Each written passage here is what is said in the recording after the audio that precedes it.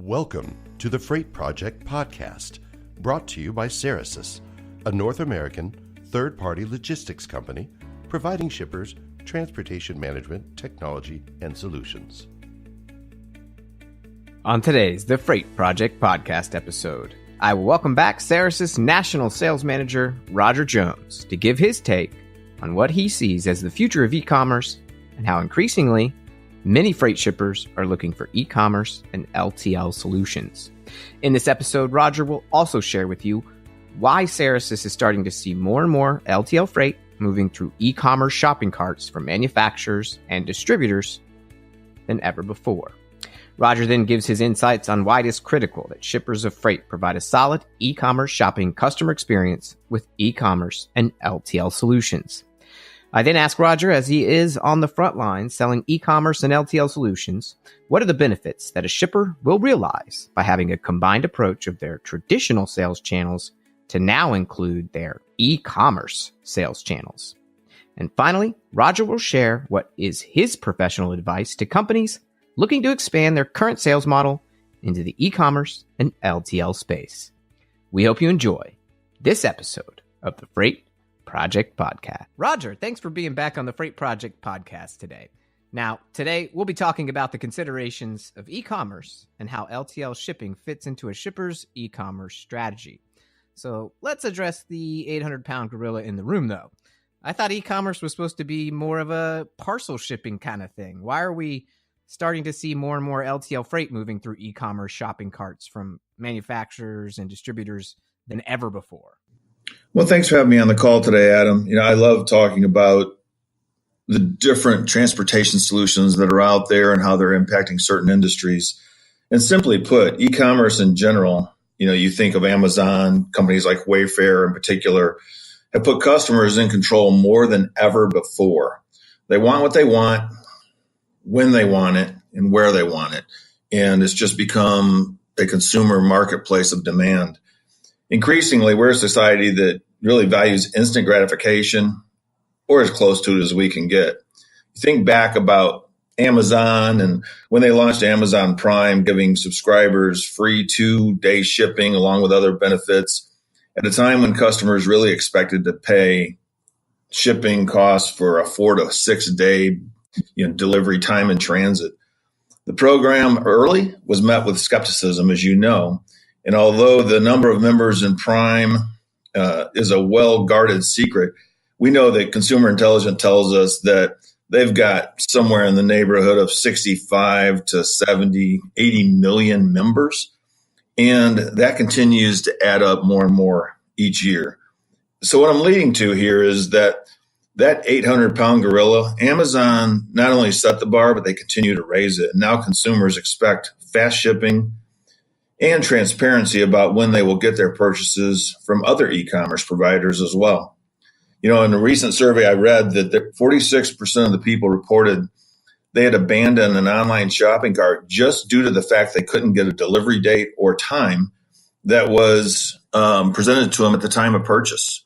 They don't want to wait. They don't want to figure out when a shipment's going to come. And what's happened in that space in the last couple of years is it's evolved from a parcel piece to an LTL, less than truckload, bigger, bulkier shipment mentality. And for us, as it's evolved into that space, we just saw that need was the next evolution. At first it was just small parcel, UPS, FedEx, post office, they could handle that. And everything started running through their systems. Then folks like Wayfair got involved and started moving bulkier items and having it show up at your door within a couple of days. And the people we deal with in the marketplace today, that's what they have to compete against. Yeah, it's those expectations. And thanks to Amazon for setting those. And now we're going to work to hopefully catch up to them in some respect. But they're doing some good things. And, that's why competition's so great. Amazon really drives it as the 800-pound gorilla. But what it does is it puts a stronger focus on the supply chain at large by shippers. And that's not a bad thing. So competition can help incent other companies to get their fundamentals better. And with LTL, it's a fast moving a lot of different people involved kind of mode. And I know we've seen some of our customers who ship LTL, and they've ventured out into the world of offering, online buying of those larger items. But for their customer, often that shopping experience online was not like the Amazon one. It was really just not that great of an experience. Often a message that would come up once the customer purchased the item online was, call us to arrange the freight versus, getting shown that expected transit time, as you mentioned earlier. And this was because LTL shippers didn't really have a mechanism to attach their shopping carts to maybe something that presented that information, like a transportation management system. But like in parcel, many modules are now available in the marketplace, modules on platforms like a transportation management system, such as our Cerasis Radar, to integrate into the various major shopping carts, the Magentos, the Shopifys, etc. But why is it vital that shippers of freight also provide that solid e-commerce shopping experience, just like they do an experience with personal shopping on Amazon, for example? Yeah, that's a great question. And you hit on so many key things as you walked us through that scenario.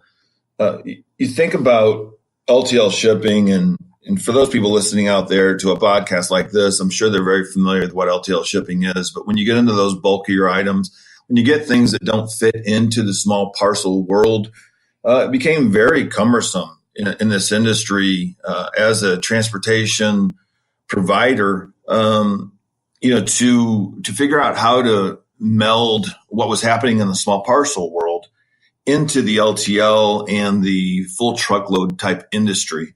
And, for those customers out there, shipping LTL and e-commerce, the solutions that were available were very limited for a long period of time. Nobody really wanted to delve into it and figure out, was this e-commerce platform really going to come into that LTL space? And the reality is not only did it come in, but it came in viciously. And many companies out there are responding to that today. Fortunately, for those customers that are getting into this space and looking to expand into LTL deliveries through an e-commerce platform, things have changed. The technology is there. The real-time accuracy is there. We're thrilled to be able to help our customers implement solutions and become aggressively competitive in this space. As previously mentioned, abandoned shopping carts is a big deal in the e-commerce world. It's what every company monitors. When they have a customer that actually finds them, searches for the product, understands what the product cost is going to be, and takes that next step toward purchasing, if they can't get a real-time quote on an LTL shipment or a small parcel, they'll lose that person. They'll move on to the next one because they need instant information, instant gratification that the order has been placed, and they want to know when it's going to be delivered and by whom. All of those solutions are available today in the LTL industry as well. And so it's married up to the small parcel in a way that now they can have the best of both worlds. They can have that small parcel solution. They can have the LTL solution. The barriers that were put there from an LTL perspective were primarily due to the inability to show things like real-time cost, time in transit, and trackability at the time of purchase. Now those solutions exist. Ours are very simple. They're executable. They're scalable. And they remove that barrier that's in that LTL industry today as far as e-commerce goes. That's such a key to those companies that are trying to compete with an Amazon or to a Wayfair out there. Everybody offers free shipping or reduced costs in shipping. What we all know is that's not true. That transportation spend exists no matter how you're moving the product, but it's how they market it and the solutions they put in front of their customer base. And we can help work with our customers in that area and help them in this e-commerce platform arena to make sure they're as competitive as they can be and have the solutions that they need to be scalable and move their business forward in this atmosphere. Yeah, so it sounds like, in order to get the e-commerce channel mastered, especially if you're wanting to, your manufacturer wanting to go maybe direct to consumers. We see that quite a bit in the mattress and the furniture space happening today with poor old, traditional mattress firm who is a, freestanding retailer where you would go into their store and see many different mattress manufacturers. They closed all their stores. They went bankrupt. The Caspers of the world, the pure play mattress onlines, and the Purples, who have amazing commercials, by the way. They're offering mattresses direct to consumer, and that really hurt Mattress Firm. But what we're also seeing is Casper's opening up brick and mortar stores too. So they're going to still have to deal with traditional freight, procure the items to make the mattresses, and they're going to still have to ship those mattresses to their new brick and mortar stores. So, those technology solutions are great, and that's really important to make that online shopping experience as seamless as buying a new pair of shoes on Amazon.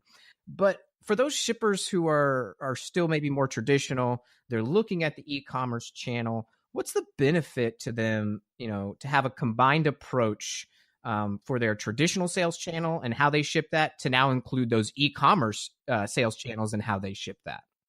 That's probably the top thing that we hear about today with all the companies we work with and the challenges they have in their marketplace. The term that sticks out when I think about the industry challenges is an omnichannel experience. So they want the customers to be able to have that same experience they would have in the store if they order online or if they go to one of their direct ship vendors, whatever that looks like. They're looking for the customer to have the utmost information, the quickest response. They want them to have a feel good activity when they're either in their store or they're ordering online, and they want it to be as seamless as possible. So that omnichannel approach of no matter how you're trying to get your product from us, you're going to have a great experience, and we're going to make it as painless as possible. What that means is incredibly complex logistics and technology challenges for shippers.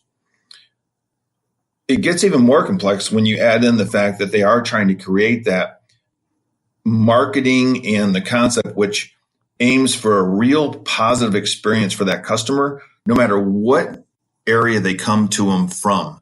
And they're all trying to tap into those different areas. So whether that's a physical store, online, by phone, or some combination, the solutions that we're putting in place today for our customers is to be able to ship from a vendor, is to be able to ship from one of their stores to another location or to the location of the consumer at their home. And it's the ability to look at all those different areas and figure out what's the best solution for this particular customer in this particular scenario and make it that omnichannel experience that they're looking for. We strongly recommend that companies that are out there today that aren't actively playing in this e-commerce space spend time understanding where are their customers going and what are the solutions they're going to need to be scalable in this marketplace moving forward. It's been a real challenge for some of our customers to change that brick and mortar mentality, but the ones that have and have embraced the changes that the customer is demanding in the marketplace have really been successful moving forward with their e-commerce platform, as well as drawing attention even back into their brick and mortar because they're giving people options. And sometimes those people find them on the internet, and then they find out they have a location that's close to them, and it gives them the ability to go and spend time in the store, look at the product, maybe even still order it from them online. But it gives them multiple layers of exposure, not only from a competitive position, but also in that marketing arena, which everybody desires so much. That being said, the benefits in the e-commerce LTL experience begin at that shopping cart point of entry and then spread out through carrier selection, scheduling, even BOL creation, tracking. We do ERP integration that helps with the order fulfillment, consolidated billing in those areas. All of that can really help a business in their challenges they face from an e-commerce perspective. Most importantly, for those companies currently are looking to compete in the e-commerce space, this is where it levels the playing field with the big box stores, the Amazons, the Wayfairs, the people that are in those marketplaces today. We consult with our customers continuously in this space. And many brick and mortar businesses who resisted the challenge to include e-commerce options earlier are moving that direction today. Our strength is helping them get there. And we try and build a model to capture their specific client base that they're going after and help them with the e-commerce solutions and the platforms to help them get there. So I also want to kind of bridge to the side for a second. While we're talking about the e-commerce platform and the technology that can help get customers there and businesses in the right direction today, improve them from just being maybe a small parcel solution if they have that to an LTL solution, I really wouldn't do justice to this topic if I failed to mention, final mile and white glove services. As in the true sense, these are critical to so many businesses in this e-commerce arena because customers are becoming more demanding. It wasn't too long ago that getting a refrigerator or something delivered to your home came directly from the store in which you purchased it. As you know, the e-commerce space is driving that differently today. And those deliveries are becoming even more demanded from the consumer to go beyond dropping it off at my location. Now they're wanting it to be dropped off, brought inside, plugged in. You maybe even teach them how to use it, assemble things. And all of that plays into this final mile and white glove services that are becoming more and more robust out there in that e-commerce, transportation, end user delivery mode. In the LTL world, you're talking about tractors and trailers potentially on a residential street. That doesn't always work. So you need some avenues where you can get things delivered into those locations that aren't that large of a transportation mode. And you need that final delivery, that final mile. You need the white glove services where people can go in and do some small assembly or do some inside deliveries. And that's becoming more and more demanded in this e-commerce space. So we deal in that. We're building out our solutions in that area to be more robust than ever. And to be able to provide that type of solution in this e-commerce demand world has been critical. Wow. So, and I'm getting a little ahead of ourselves with our next episode in the future, where you're going to talk about, the day-to-day issues that you're seeing on the front lines as you speak to shippers. And it is very clear that this is probably a big portion of those conversations. And so you've probably heard the challenges and the problems and offered up, some advice on shippers who are really having to go through a lot of change and upheaval with the capacity crunch and having to go e-commerce. And I'm not sure I'd want to sign up to be a logistics or transportation manager. It sounds like a tough job without the right partners. But, what is your advice to companies who are looking to pull all of this off to expand their current sales model into the e-commerce space? Well, I'll try and be a little shorter with this answer because my last answer was really long, and I apologize. Good.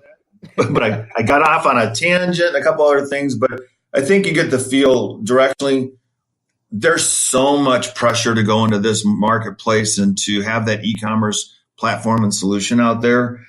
My advice is that to capture a piece of the pie and to make sure you're getting your fair share, if not more, brick and mortar stores and businesses that haven't adapted to this yet just have to.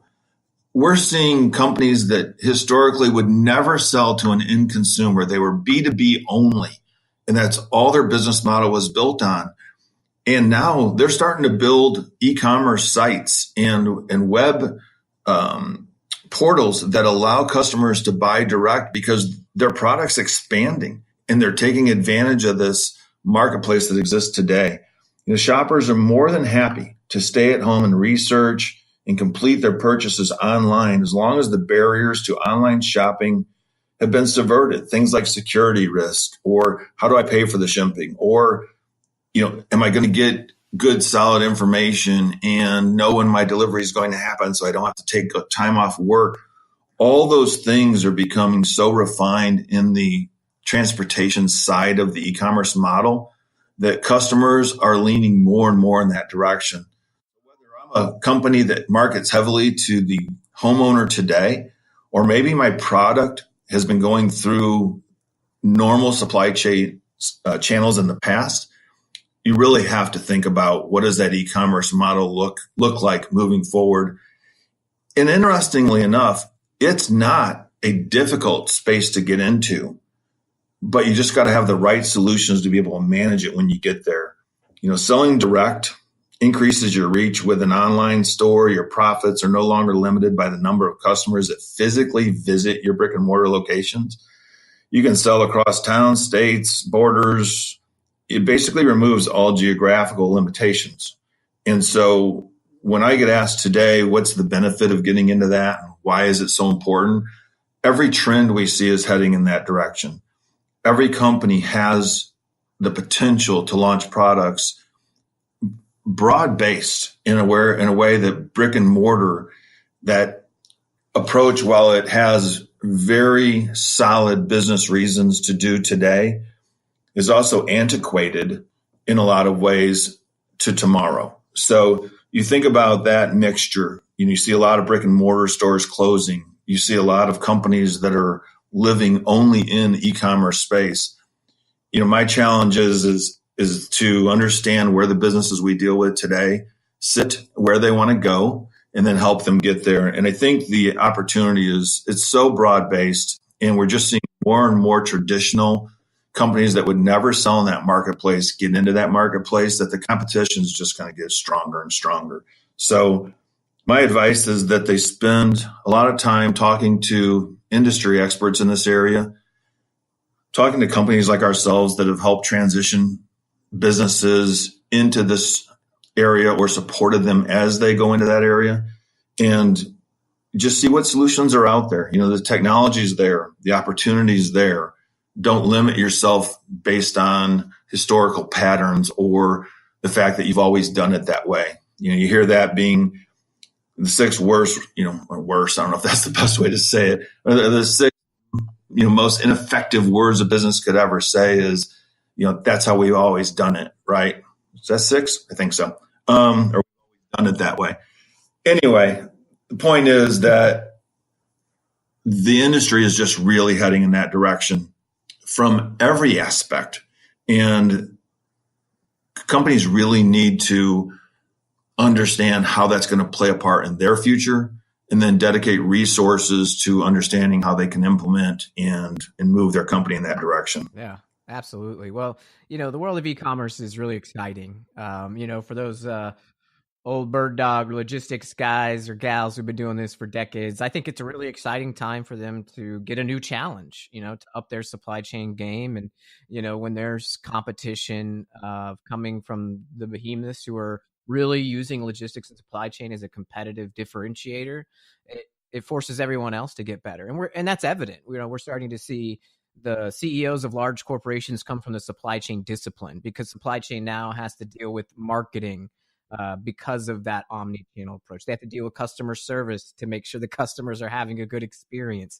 They have to deal with the executive team because costs in transportation, if you can reduce them, it really improves your overall EBITDA, and shareholders love that. So the supply chain folks are now increasingly becoming super important. The logistics team is becoming vital to your overall competitiveness. And that's just exciting. So, Roger, thanks again for imparting your infinite wisdom upon the Freight Project podcast listeners. We're always very thankful for your participation, and we can't wait to have you on the next episode. Great. Look forward to it. Thanks, Adam. All right. Take care. And for all you podcast listeners out there, have a great week, and we'll see you on the next one.